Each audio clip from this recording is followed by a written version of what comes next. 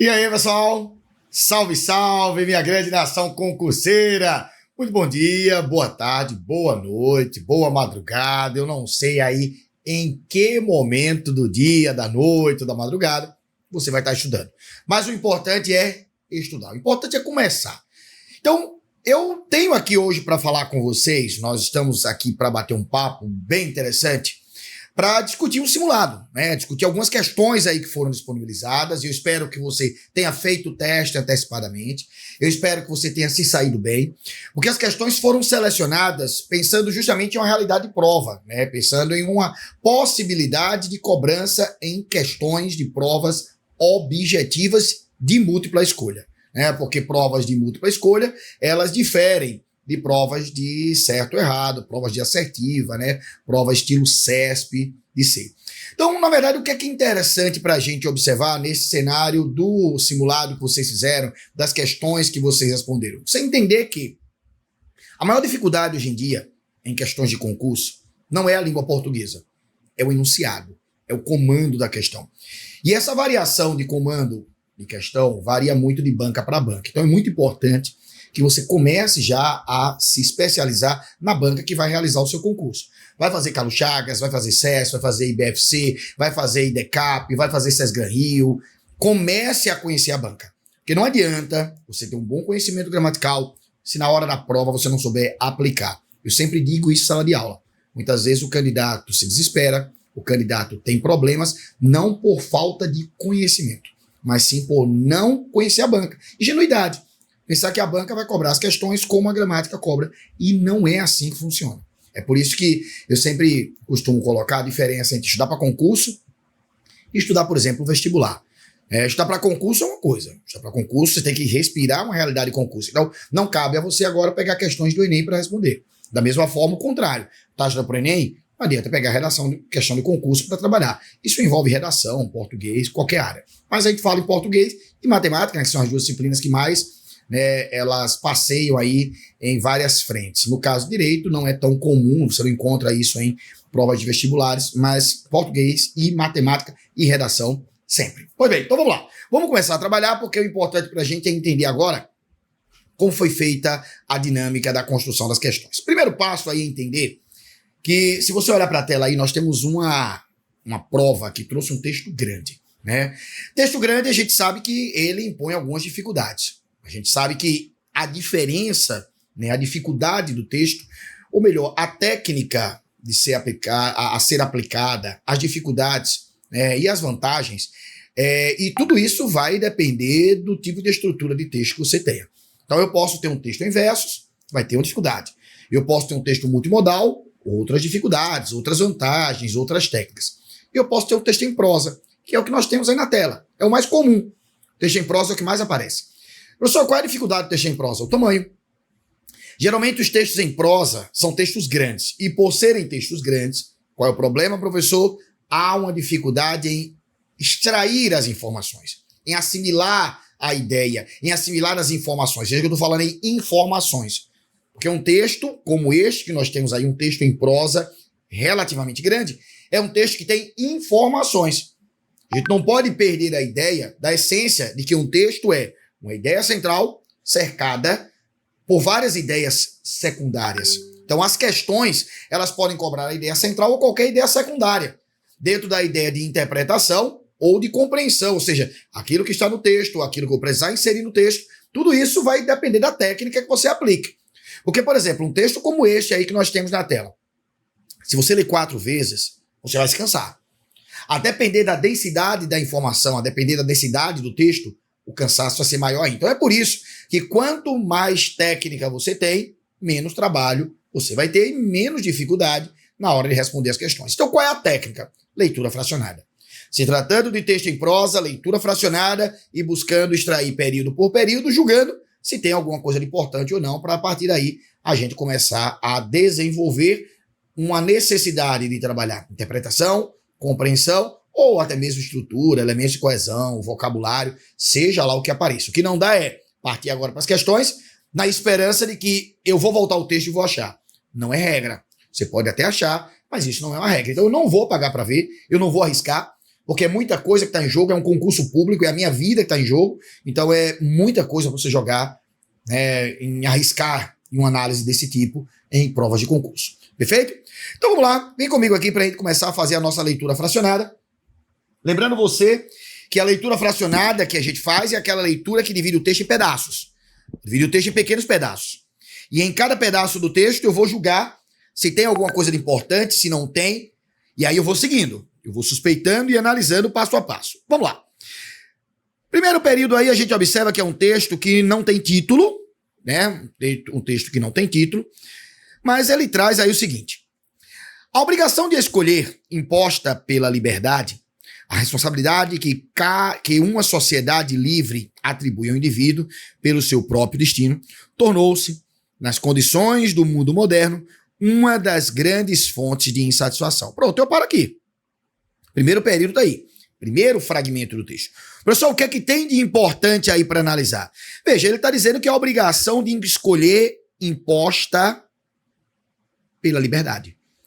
Poxa, é fato, a liberdade de escolher imposta pela liberdade, porque liberdade subtende justamente escolha.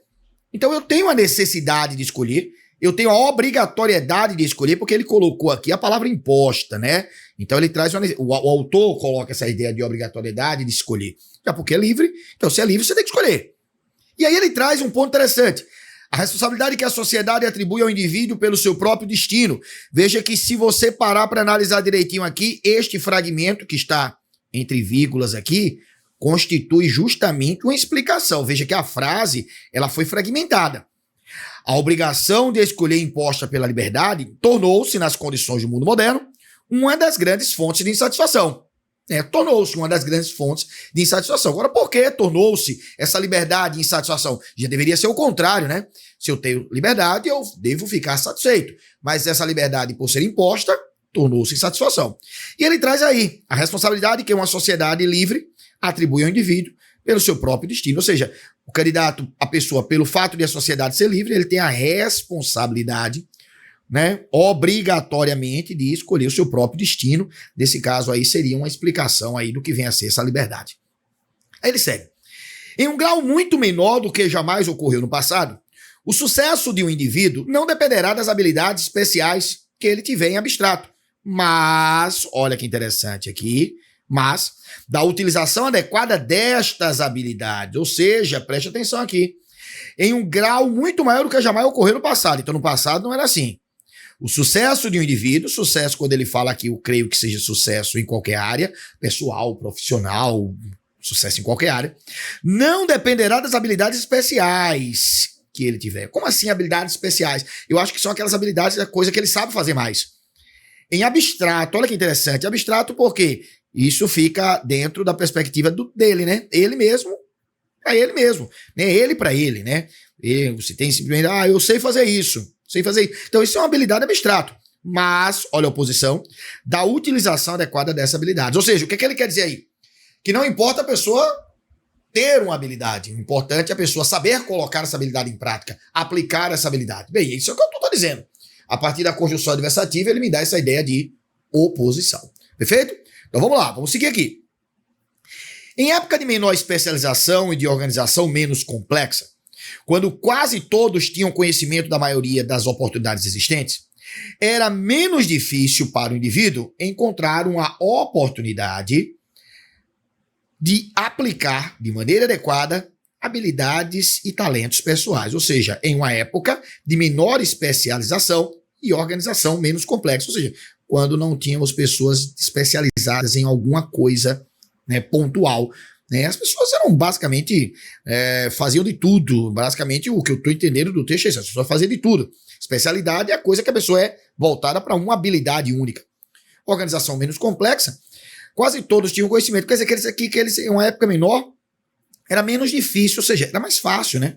Era mais fácil para o indivíduo encontrar uma oportunidade de aplicar a maneira adequada habilidades pessoais e talentos. Já que não tinha especialidade, quem se destacava saía na frente, não tinha para onde fugir, porque todo mundo fazia tudo.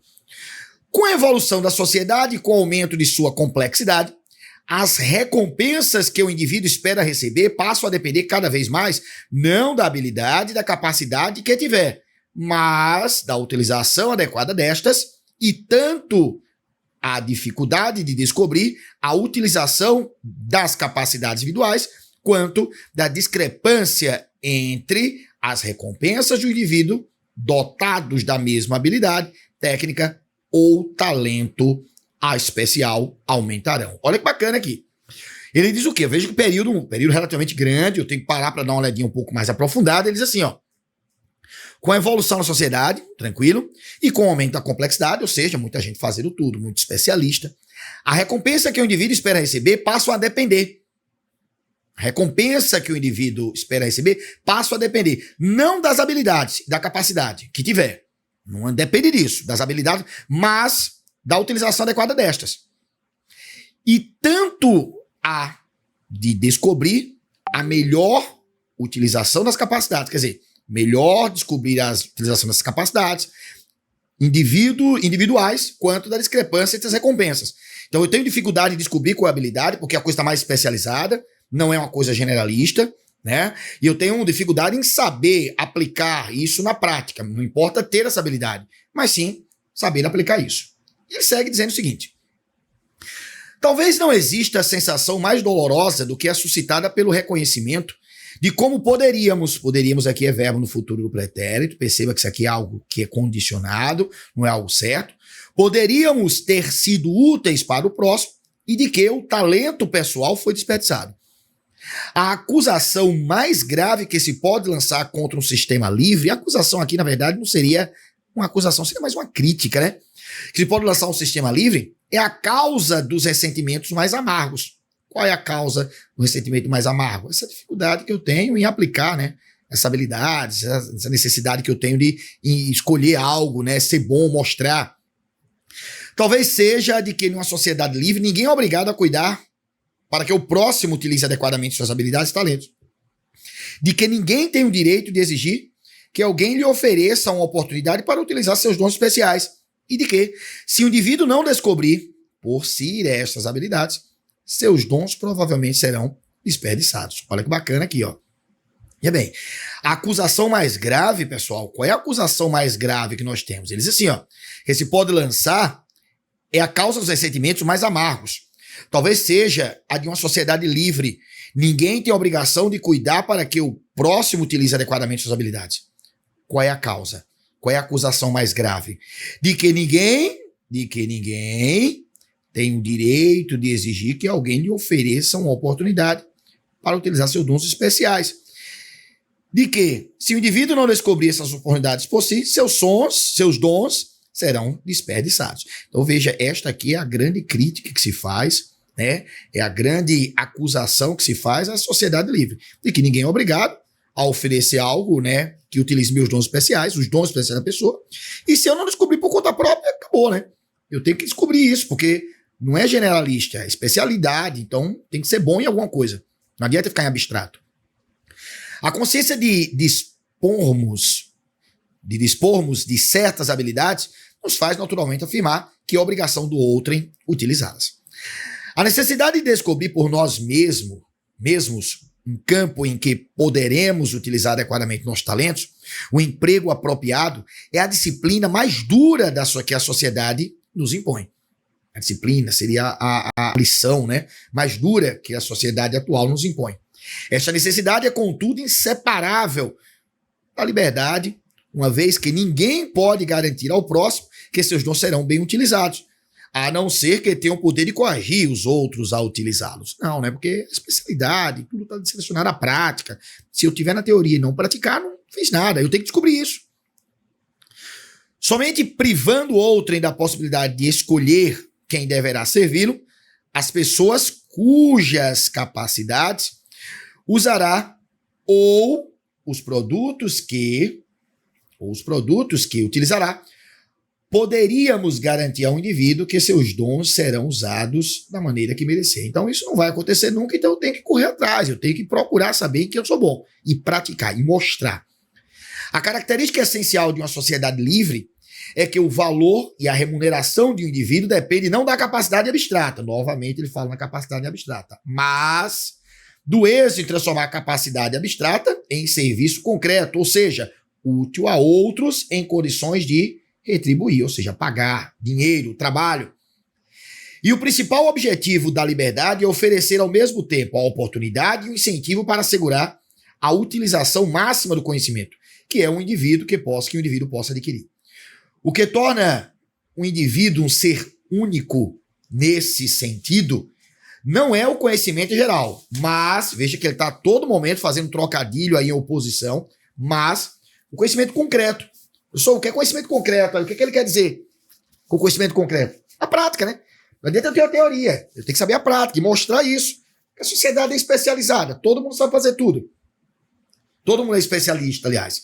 E ele diz seu conhecimento de circunstâncias e suas condições específicas. Veja, você percebe que é um texto grande, é um texto que traz uma linguagem bem interessante, é um texto que fala de algo que não é usual. Então, eu sabendo que esse texto traz esse tipo de informação, esse tipo de assunto, a minha obrigação, na hora de fazer a interpretação, aumenta. Nós fizemos uma análise fracionada buscando traduzir. A palavra-chave é traduzir mesmo o que o autor estava querendo dizer. E com isso, eu pude observar que tem muita coisinha que, se eu não fizer a tradução adequada, consequentemente, eu vou ter problemas.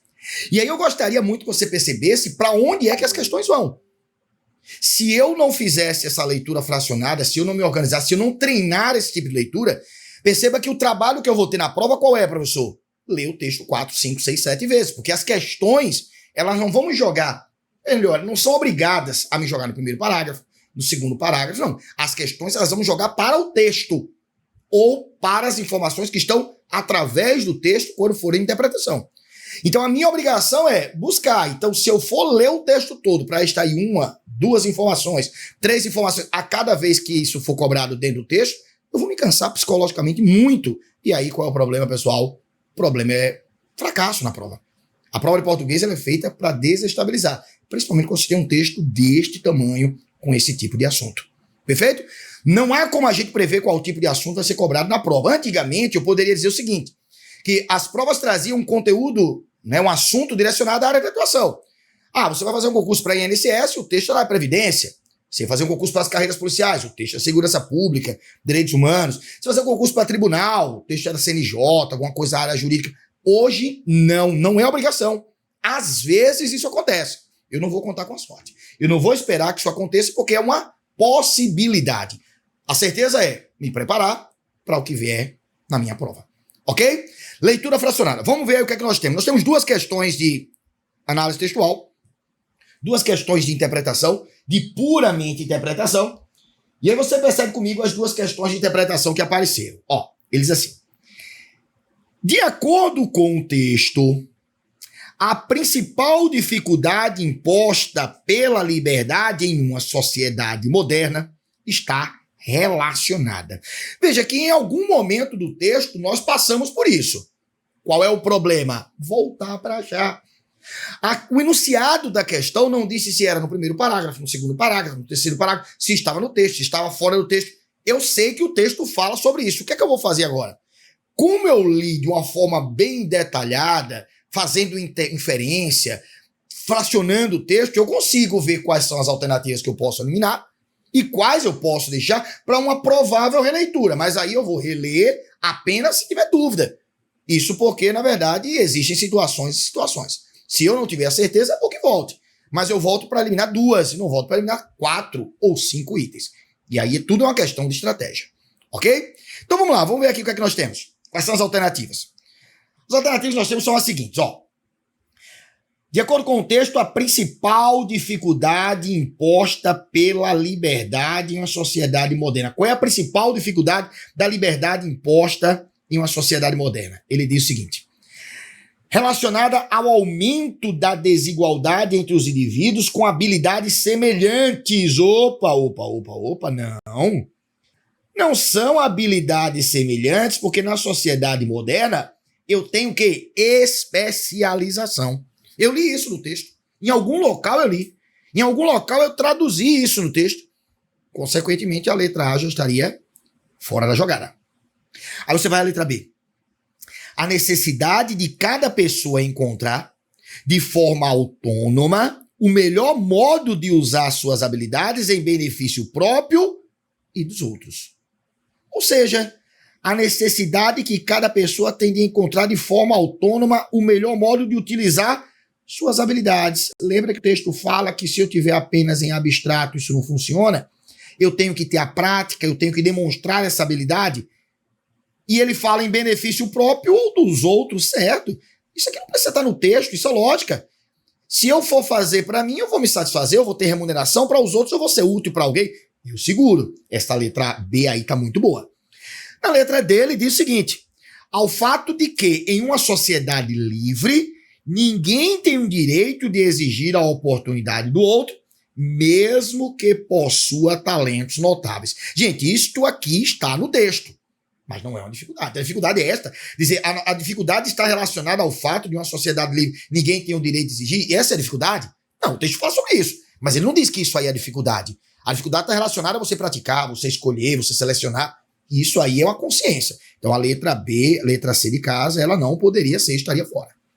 E a letra D, ele diz o seguinte: a obrigação de transformar habilidades estratégicas em serviços concretos, o que torna a liberdade uma condição restritiva e limitante. Não, a liberdade é liberdade. Sempre vai ser liberdade. Agora, o problema é que a sociedade moderna me impõe essa liberdade em um mundo especializado. Então, eu não posso fazer o que eu quero, porque eu sei que eu não vou ter o retorno que eu preciso. Eu preciso me especializar, mesmo podendo fazer tudo, porque existem pessoas sempre especializadas. Então, aí, pessoal, a resposta correta da questão seria a letra B de bola, a letra D de dado, estaria também o quê? Uma alternativa correta. Perfeito? Show de bola! Veja como foi construído o item. Eu gosto sempre de dizer aos alunos o seguinte, ó, pare para refletir como foi que o item foi construído. Porque o item foi construído para você errar mesmo, para você cansar, para você voltar. Tem muita coisa no texto. Quer dizer, esta letra C aqui é uma armadilha. Se você não toma cuidado, você volta. Então é algo que a gente precisa sempre parar para refletir um pouquinho. Ok? Vamos lá. Temos aí na próxima questão. Temos o seguinte.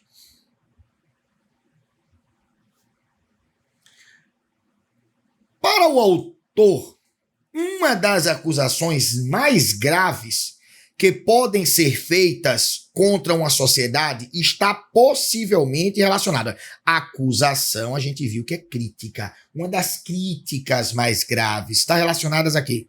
A inexistência de incentivos claros para que os talentos individuais sejam utilizados, a falta de reconhecimento social das habilidades estratégicas, a impossibilidade de garantir que os talentos de cada indivíduo sejam utilizados de acordo com suas próprias expectativas, ou a ausência de um sistema que garanta aos indivíduos oportunidades adequadas para aplicar suas habilidades e suas capacidades. E aí, qual é a maior crítica que o texto faz com relação a esta questão que envolve o outro, né? Não ter a obrigação de aceitar o que é que eu faço. Veja, a inexistência de incentivos claros, não.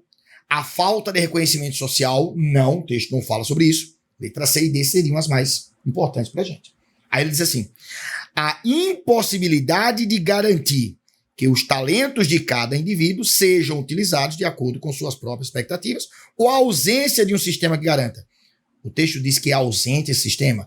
Não, eu tenho dificuldades, eu tenho que descobrir, mas ele não é ausente. Resposta correta, letra C de casa.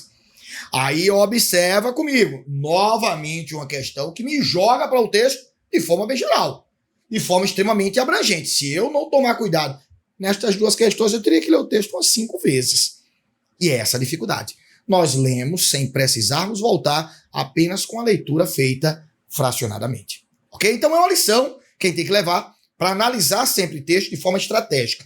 Esta técnica de leitura fracionada é aplicada ao texto em prosa. Lembrando que se eu tivesse um multimodal ou um texto em verso, a estratégia seria totalmente diferente. Ok? Mas sempre dentro dessa linha, buscando interpretação, compreensão, mas a logística de leitura seria outra. A logística de análise seria um pouquinho diferente. Perfeito? Vamos lá, vamos seguir o barco. Terceira questão. O que é que nós temos aqui na terceira questão? Eu creio que já começa a gramática. Não, não começa a gramática ainda não. Terceira questão muito boa, olha que questão bacana. Olha. Ele diz assim, o texto, ao discutir as implicações da liberdade e da responsabilidade individual de uma sociedade moderna, caracteriza-se predominante como, gente, olha, a questão de tipologia textual, é interessante você observar isso aqui, ó. É interessante você observar que a questão falou em predominante. Isso quer dizer o quê, professor? Isso quer dizer que no mesmo texto eu posso ter mais de uma tipologia. Então é diferente daquela redação que a gente faz na prova discursiva. Você vai fazer a sua redação na prova discursiva, você vai fazer um texto predominantemente argumentativo. Predominante não, exclusivamente. Eu não vou nem falar predominante, eu vou falar exclusivamente argumentativo. A questão da predominância sugere que eu tenho mais de uma tipologia, coisa que eu não vou fazer na minha prova discursiva. Porque se eu fizer, eu posso perder o controle e voltar, eu vou misturar narração com dissertação. Posso perder o controle da narração e não voltar para a dissertação e fugir da tipologia. Então não é bom. Na prova discursiva eu tenho que ser exclusivamente argumentativo. Agora, como se trata de uma prova objetiva, e os textos que eu leio, que eu encontro, são textos diversos, de origens, finalidades diversas, artísticos, de revista, né, de jornais, de internet. Então, são textos que não têm uma obrigatoriedade de seguir uma lógica de produção. Então, a palavra predominante é uma palavra muito forte. Porque quando ele fala predominantemente, sugere dizer o quê, pessoal? Sugere dizer que eu tenho mais de uma tipologia. E uma é a predominante. Agora, qual é a dificuldade aqui? Você se obrigar a contar. Imagina só, um texto grande, você sair contando. Eu tenho 2 pedaços dissertativos, um pedaço argumentativo, Imagina só você contar isso para dizer no resultado final que o texto é argumentativo, descritivo, narrativo. Veja, existe uma forma que é muito utilizada, muito prática na hora de identificar a tipologia predominante. Diferentemente se a prova me jogasse no 3º parágrafo, no 4º parágrafo, aí eu teria que voltar. Mas ele falou do texto todo. Você vai trabalhar com base na interpretação que você fez. A interpretação que você fez vai ser utilizada na hora da análise da tipologia predominante. Por quê? Porque você vai trabalhar em cima do objetivo do autor. Objetivo do autor. E aí você vai entender que cada tipologia, o autor tem um objetivo ao produzir. Qual é o objetivo predominante? O objetivo de uma pessoa ao fazer um texto narrativo? Relatar um fato. O autor do texto que nós acabamos de ler, quando ele parou para produzir o texto, ele produziu para querer relatar para mim algum fato? Não. Então ele não é predominantemente narrativo. Possa ser que tenha narração, mas predominantemente ele não é. Fora. O texto que eu acabei de ler, o autor teve como objetivo criar na minha mente a imagem de alguma coisa, a imagem de um ambiente, a imagem de um comportamento, a imagem de uma pessoa com adjetivos. Não, porque ele não é descritivo. A predominância dele não é uma predominância descritiva, então não teve esse objetivo. Aí agora eu tenho um problema. O texto ele é expositivo ou o texto ele é argumentativo? Eis a grande questão. Se o autor produziu o texto apenas para informar, o texto ele é expositivo. Se o autor produziu o texto para ser para me convencer, para defender uma tese, ele é argumentativo. E a grande questão que se pergunta é, quando você acabou de ler o texto nesse instante comigo, você sentiu qual o objetivo do autor? Querer me convencer de alguma coisa? Querer mudar o meu comportamento ou apenas informar alguma coisa que ele constatou e está querendo compartilhar comigo? Porque se for informativo, ele é expositivo. Se quer defender tese, ele é argumentativo. Até porque, gente, a tese, ela não é obrigada a estar no primeiro parágrafo. A tese pode estar em qualquer lugar. A tese é um posicionamento de quem escreve. Mas a diferença é que para ter essa tese, eu tenho que ter elementos para defender. Eu tenho que ter exemplos, dados estatísticos. Eu tenho que ter colocações que vão ajustar essa tese a uma certa credibilidade. E aí você percebe que o texto que nós acabamos de ler não tem isso. O texto que nós acabamos de ler, ele é um texto expositivo. Porque ele não quer defender nada. Qual é a tese que o autor quis defender? O que foi que ele quis defender? Você poderia me dizer qual foi a tese dele? Você não tem uma tese. Você tem informações. Olha, ele está informando, ele está me passando isso. Mas ele não quis me convencer de absolutamente nada. Tanto é que ele não usou elementos argumentativos para defender a nada.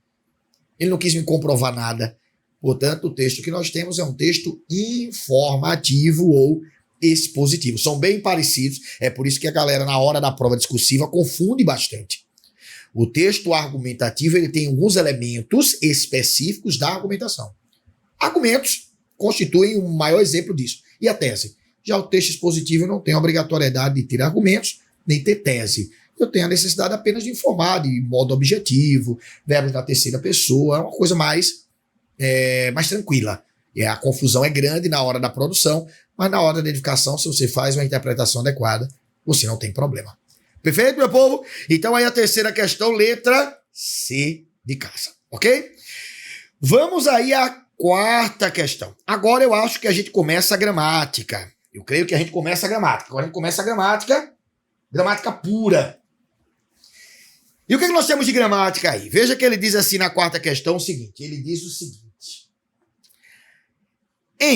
Essa necessidade é, contudo, inseparável da liberdade, uma vez que ninguém pode garantir ao próximo que seus dons serão bem utilizados, a não ser que tenha a possibilidade de coagir outros a utilizá-los. A expressão destacada, a não ser que, introduz uma oração subordinada. Perceba que bacana aqui a questão, ó. Ele não diz que isto aqui é uma oração, ele diz que a expressão destacada introduz uma oração. Olha que bacana, olha. Introduz uma oração subordinada. Gente, às vezes, prova de concurso quer subestimar a inteligência do candidato. Ou quer subestimar a inteligência do candidato, ou quer pegar aquela pessoa que não se prepara de forma adequada. Porque eles, olha, expressão destacada introduz uma oração subordinada. Então, por exemplo, a letra A não vai, tá fora. De cara, sabe por quê? Porque quando eles introduzem uma oração subordinada, se é subordinada, é diferente de oração coordenada, e na letra A, aliás, coordenada adversativa. Fora, pode ser. Na letra B, ele traz objetiva direta, na letra C ele traz adverbial condicional, e na letra D ele traz adjetiva explicativa. Perceba, meu povo, que eu tenho formas diferentes de diferenciar cada uma delas. Ele não está falando da oração, ele está falando do termo que introduz. O termo que introduz uma oração adjetiva explicativa é obrigatoriamente um pronome relativo. E como ele fala introduz uma oração, o termo que foi destacado não é um pronome relativo. Então, logo, eu não posso ter uma oração adjetiva, porque para introduzir uma oração adjetiva, somente vai ser pronome relativo. Veja que ele fala introduz, eu estou me guiando pelo comando da questão. A expressão destacada introduz que tipo de oração subordinada? Bem, para introduzir uma oração subordinada adjetiva, tem que ser pronome relativo, você não tem pronome relativo. Então tá fora. Na letra B de bola, você tem uma oração objetiva e substantiva objetiva direta, e na letra C, a oração subordinada e verbial condicional. Mas qual diferenciar uma da outra? A oração subordinada substantiva objetiva direta, você tem uma conjunção integrante. E na oração subordinada adverbial, você tem valores de oração adverbial. Você tem uma conjunção adverbial, uma locução conjuntiva, uma expressão adverbial que indica aqueles valores das orações adverbiais. Ó, tempo, causa, consequência, condição, comparação, proporção, finalidade. E aqui você tem uma ideia de quê? De condição.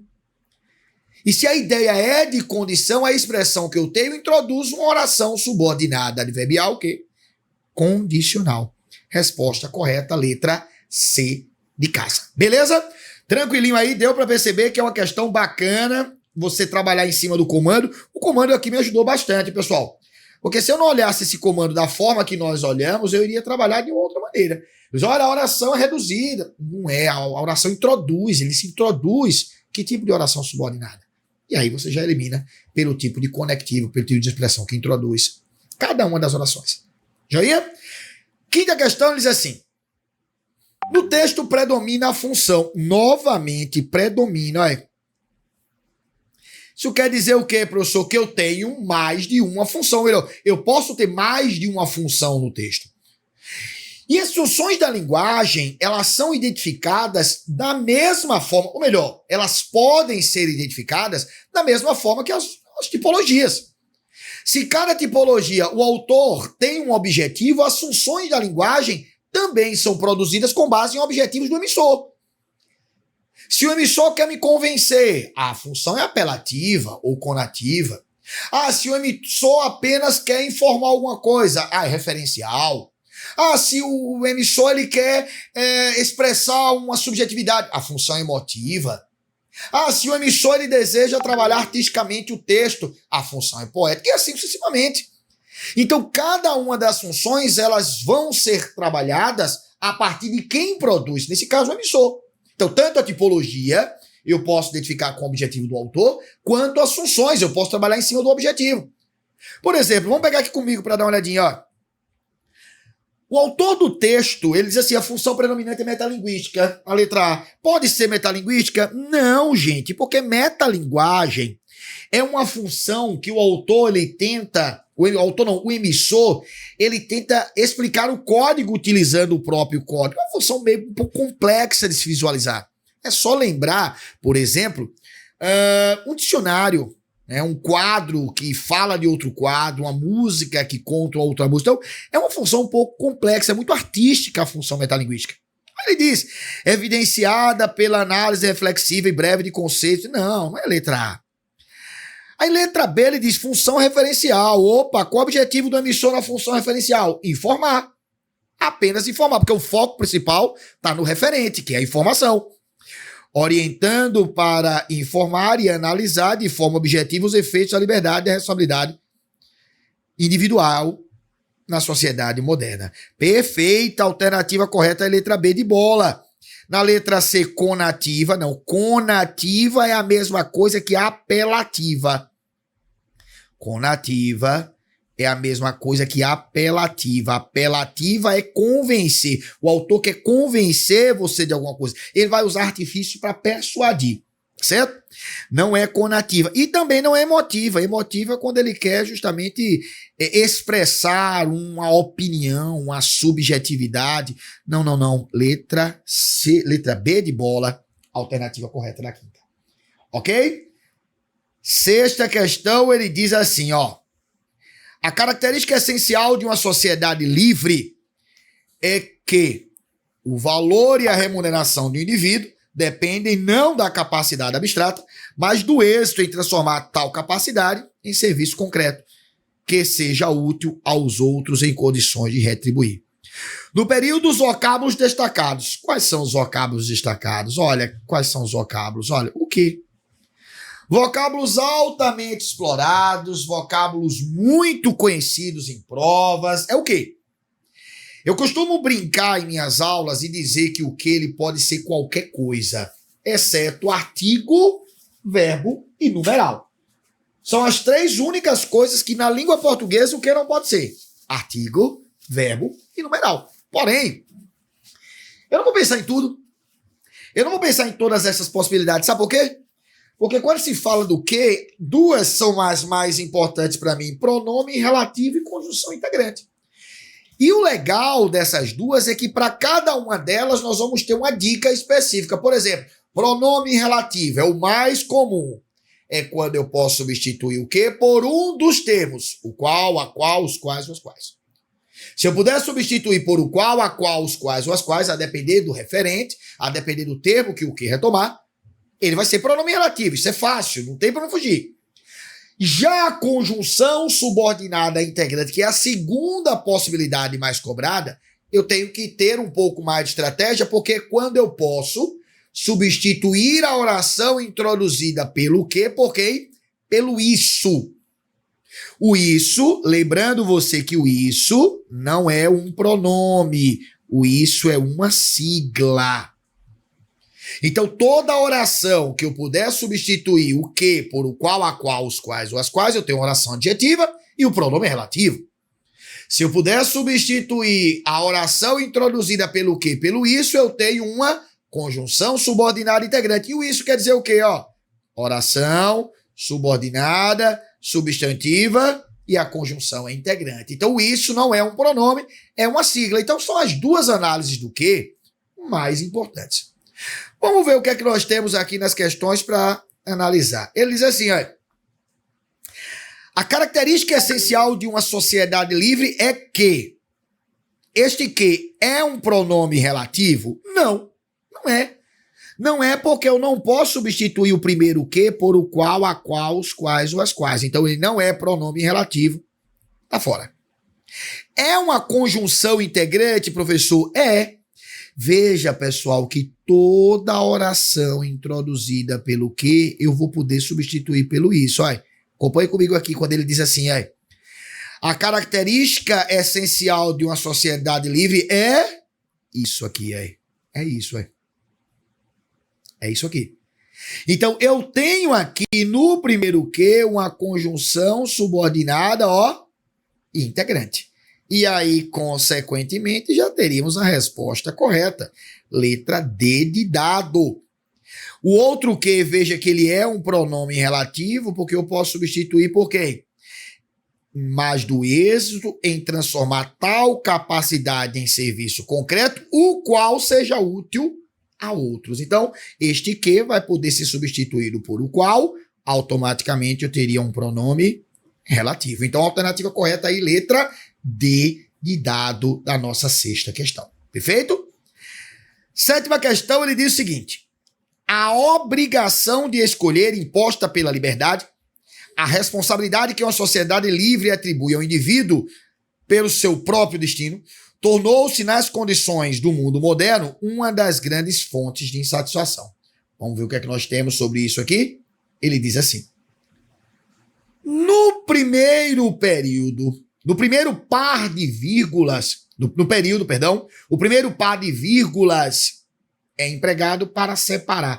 Gente, a análise que eu vou fazer de vírgula é basicamente tendo como norte análise sintática. E o primeiro par de vírgula está aqui, ó. O primeiro par de vírgula está separando isso aqui, ó. Separando isso aqui. Deixa eu só voltar aqui. Deixa eu apagar. Veja. O primeiro par de vírgula está separando isso aqui, ó. A responsabilidade do indivíduo, seu próprio destino. Pronto. O primeiro par de vírgula está aqui. Professor, e este par de vírgulas que eu tenho estaria separando o quê? Veja, eu vou ter que ver a função sintática disso. A função sintática que eu tenho disto aqui seria o quê? Seria um aposto. Seria um aposto. Porque quando você lê e interpreta, você percebe que isto aqui está explicando essa liberdade. A obrigação de escolher imposta pela liberdade. A responsabilidade que a sociedade livre atribui ao indivíduo pelo seu próprio destino. Isso aqui é uma explicação que ele está dando ao substantivo citado anteriormente. Então, veja, não seriam termos enumerados, estaria fora. Não seria oração coordenada, porque você não teria verbo. Não seria adjunto adverbial, muito embora o adjunto adverbial vá ter vírgula, mas o adjunto adverbial tem valor de circunstância, causa, consequência, tempo, e aí eu não tenho. Eu teria uma explicação, uma expressão explicativa, letra B de bola, alternativa da sétima questão. Perfeito? Bem fácilzinho aí, uma questão de vírgula bem tranquila. E eu tenho mais receio de questões que envolvam aspas, dois pontos, travessões. Eu costumo sempre dizer em sala de aula. Questão de vírgula é sempre fácil. Difícil é aspas, dois pontos, travessões. Por quê? Porque são sinais que são gramaticais, mas estão dentro da interpretação.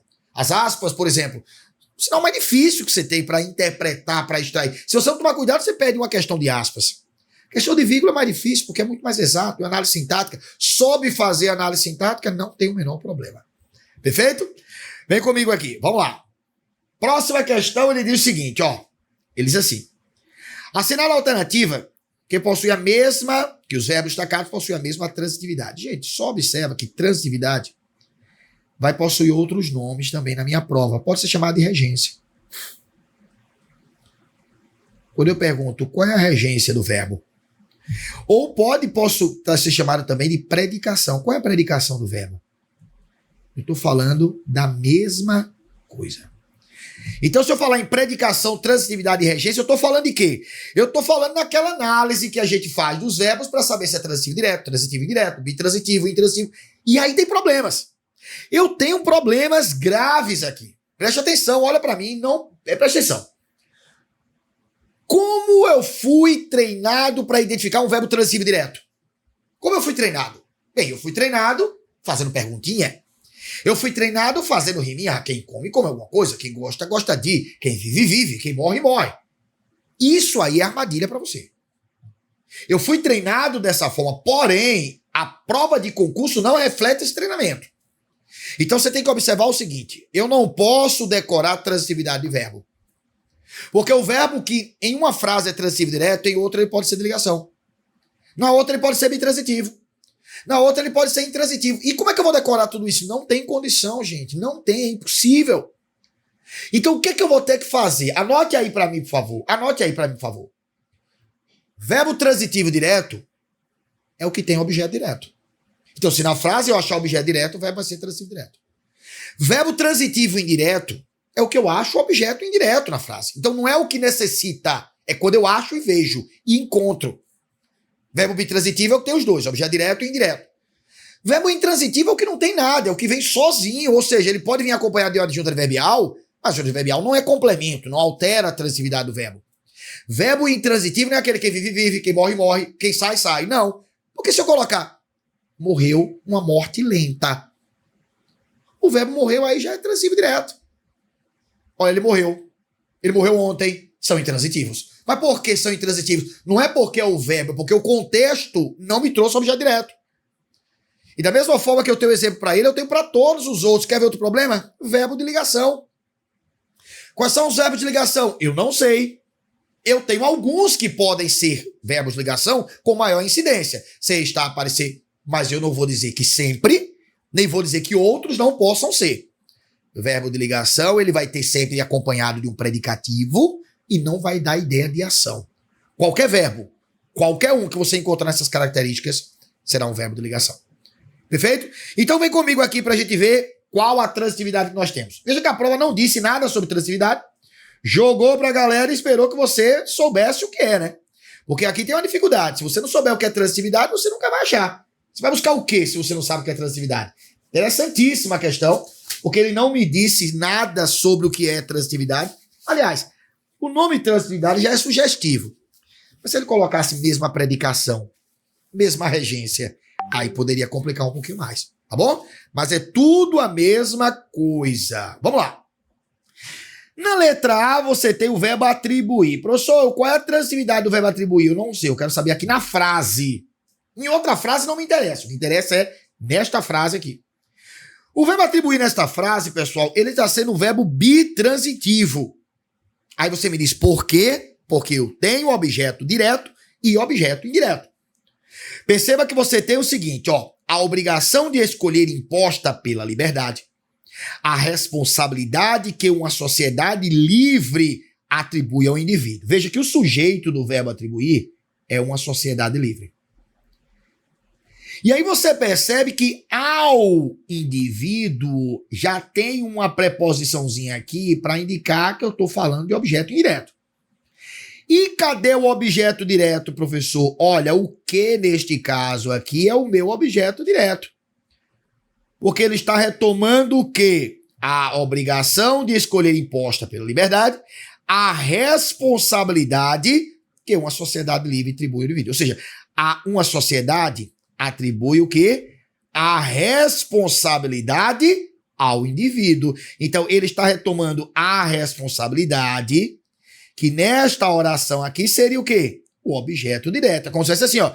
Uma sociedade livre atribui a responsabilidade, que está sendo retomado pelo pronome relativo aí, que ao indivíduo. Então, o verbo atribuir nesta frase que eu tenho aqui, nesta frase, tá bom? Eu faço questão de dizer que é nesta frase.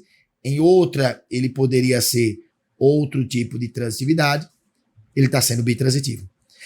Aí você vai aí no outro verbo, é o verbo tornar, né? Tornar.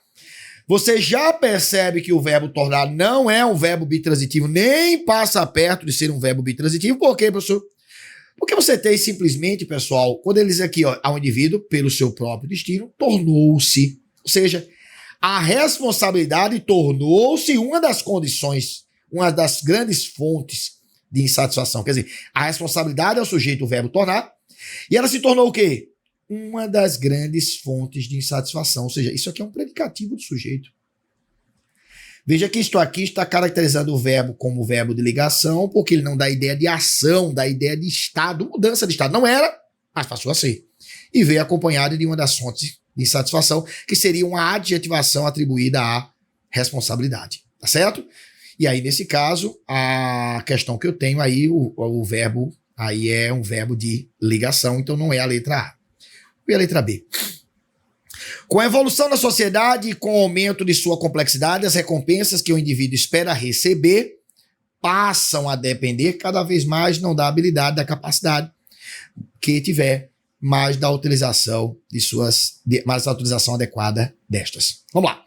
O verbo receber que eu tenho aqui, qual é a predicação do verbo receber? Veja, novamente, olha. O indivíduo é o sujeito do verbo receber, ok? E o indivíduo espera receber. Perceba que o que, neste caso, está retomando o quê? Recompensa. Isso quer dizer o quê, professor? Isso quer dizer que eu tenho o seguinte, olha. O indivíduo espera receber as recompensas.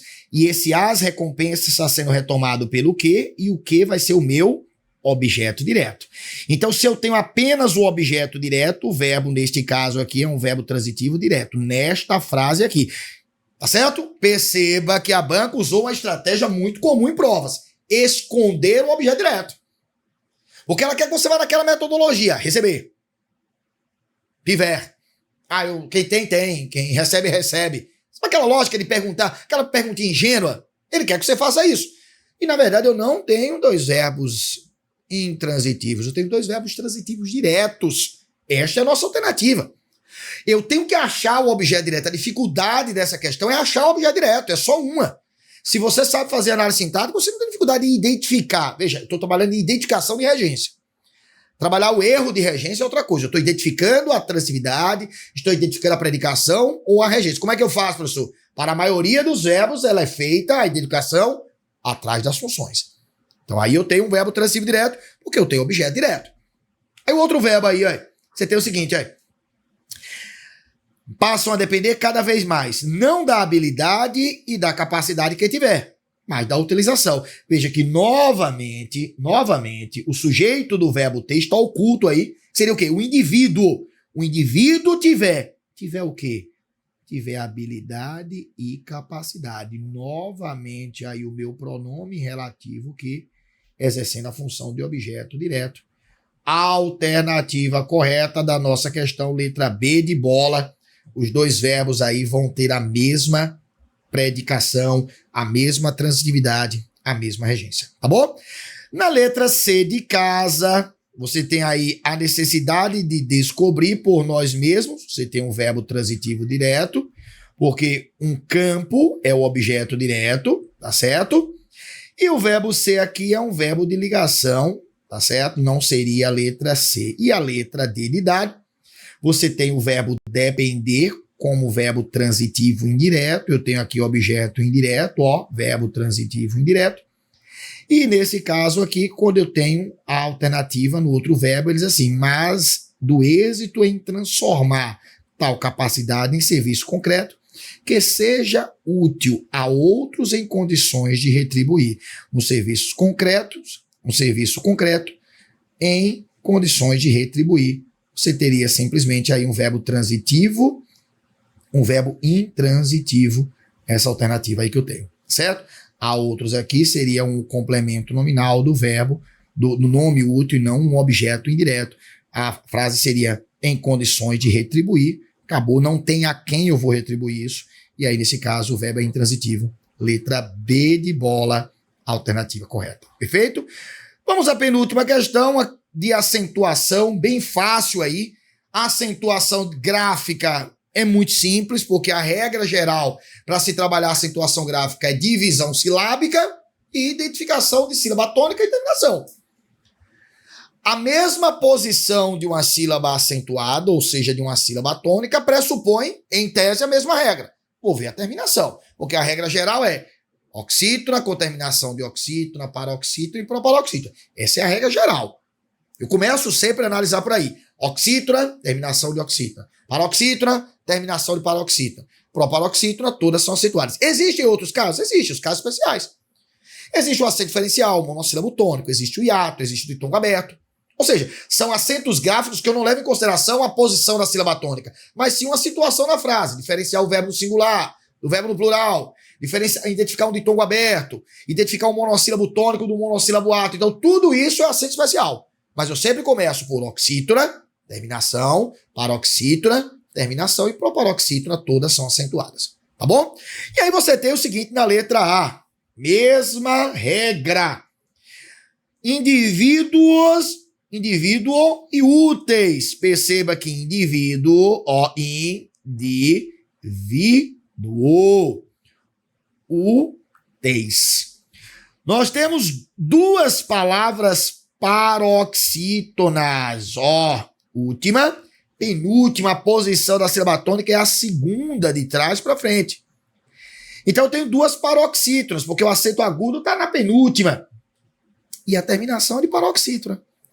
Paroxítona terminada em ditongo, paroxítona terminada em ditongo, alternativa correta, letra A. Bem fácil a questão, bem fácil mesmo, bem fácil, sem nenhum grau de complexidade. E a última, só chamando a atenção para esta última questão, que crase eu sei que tem muita regra, mas eu não preciso saber todas as regras, porque a questão não está pedindo justificativa. Então, se a questão não pede justificativa, eu não preciso justificar, eu só preciso saber os casos proibidos. Porque percebe, diz assim, olha, a única frase que o emprego do sinal indicativo de crase está em conformidade, ou seja, eu vou ter 3 alternativas com casos proibidos e uma alternativa que não vai estar dentro dos casos proibidos. E essa lógica é interessante porque, veja, olha, eu tenho 5 casos proibidos.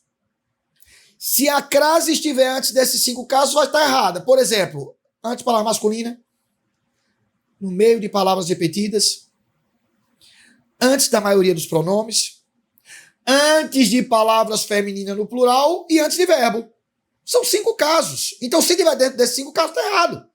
Se não tiver, professor, eu não preciso nem justificar. Vai estar certo. Aí vem comigo para a tela para você ver como é interessante. Olha. Letra B de bola. Está errado. Porque cada é um pronome. Este pronome não admite crase. Quais são os pronomes que admitem crase? Possessivos femininos, relativo a qual e as quais, e os pronomes de tratamento senhora, senhorita, dona e madame. Esses pronomes admitem. O resto não admite.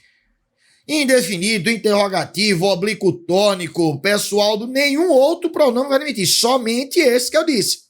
A qual e as quais, possessivos femininos e os de tratamento. Senhora, senhorita, dona, dama e madame. Então tá fora. Letra C de casa também tá errado. A certa distância é pronome definido, tá fora. E na letra D, professor, também tá fora. Gente, olha, todas é um pronome definido e tá no plural. A no singular e palavra no plural, crase nem a pau. E além dessa coisa de dizer que A no singular e palavra no plural, crase nem a pau, porque não tem um artigo, pronome todas é um pronome definido, não admite crase. Então veja, por mais que eu não saiba qual seja a regra, qual seja a regência, só sobrou a letra A, porque você tem uma palavra feminina no singular, que geralmente é a regra geral para a colocação do acento grave. Perfeito? Perceba que, estrategicamente falando, trabalhar questão em prova de concurso não é conhecimento, é estratégia, é qualidade. Então, na hora de você estudar, direcionar o seu foco, procure responder as questões de uma banca, da que está elaborando o seu concurso ou de alguma parecida. Provas de múltipla escolha geralmente tendem a ser parecidas. Prova certo ou errado é CESP, só CESP, e aí não se parece com ninguém. Então é uma banca exclusiva, tem as pegadinhas dela. Perfeito? Nós vamos ficando por aqui. Desejo a todos ótimos estudos e até a próxima. Tchau, tchau.